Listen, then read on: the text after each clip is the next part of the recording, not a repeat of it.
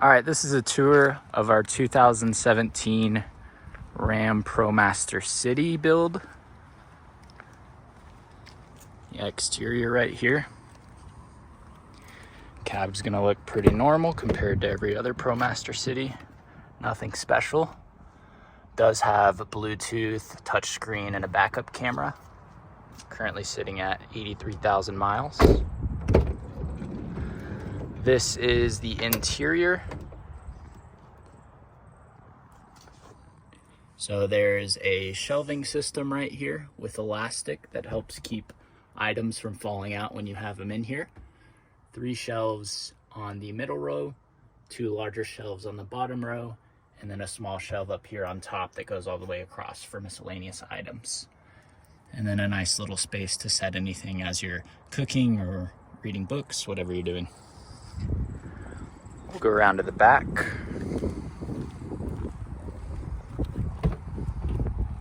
Nice thing about Promaster Cities is the doors lock in place right here at a 90-degree angle, but you can also push these in and swing the doors all the way out on both sides. Gives you a lot of space.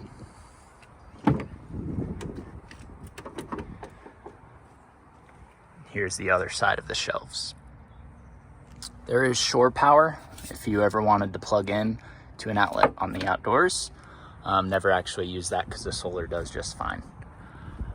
So the way it's set up is it's a couch for everyday use, and then you can fold it out into a bed, which I'll show you in just a second here. The couch is very comfortable. I'm 5'11" and sit pretty comfortably. If you're 6 foot or taller, you're probably gonna have to slouch a little bit, but all in all, it's not too bad. And then you have a standard wall outlet with 2 USB connections as well, and then obviously your on-off switch for that outlet. I'll show you the lights in a minute here. There's a Max Air fan up here at the top that's electric. You can suck and air in and blow air out. We've camped in the Utah desert in the middle of summer and done just fine with it, so it does a really good job.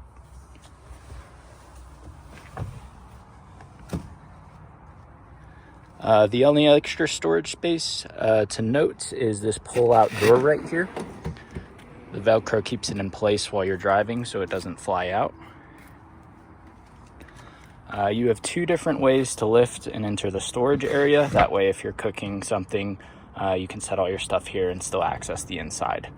But when you open both of those ways up, it's going to reveal the inside, which is a lot of space. It's perfectly sized for a standard 2-burner camp stove. So that's typically what we keep in here, along with all of our pantry and other equipment materials. So now I'll go ahead and make the bed, show you guys what that looks like. So to keep this back part of the cushion up while you're driving so it doesn't fall over, there's these little clips that go into the wall. So before you make the bed, you just unclip those on each side. You'll put this down. It makes it easier with 2 people, but you can definitely do it with 1 as well. But you essentially just lift these, and there's a plank here that just flips right over.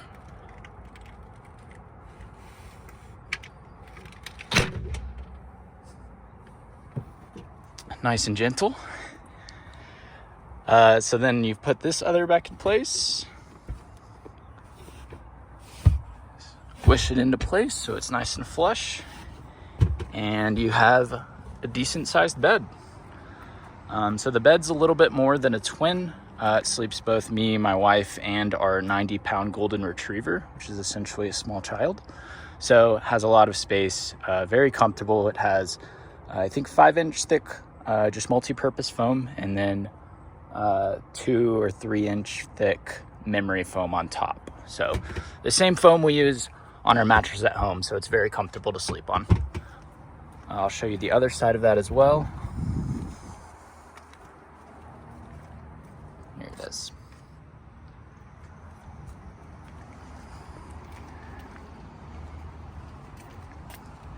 Now the lights are on a dimmer, so you can turn them up and down, which is especially helpful as it starts getting darker outside.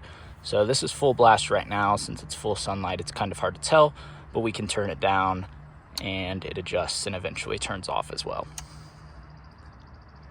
The electrical system is under this part of the bed. So if I go ahead and lift up this mattress, I can show you that. So you have this little lid that you can just lift up. It's not attached in any way. And then you have all of your electrical. I'll put the specs down in the description. And those go outside to the roof where there's 2 100-watt solar panels. And here's the fan.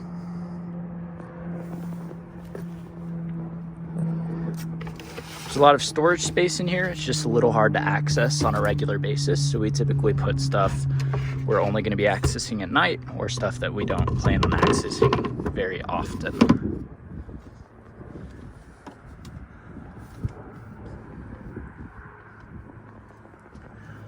The only other thing to note is we have blackout curtain shades that we custom made. It's just a nice black felt on both sides with metallic insulation in the middle. Those black out all of the windows, so we always put them up when we're sleeping instead of using a curtain. That makes it super helpful for 2 things, both keeping people from looking in while you're sleeping and keeping the sun out. You'd be surprised how cool it gets in here even when the sun's at full blast because of these window shades. And that is about it for the van. Did I miss anything? Nope. All right, give you one last look at the back and we'll close it up.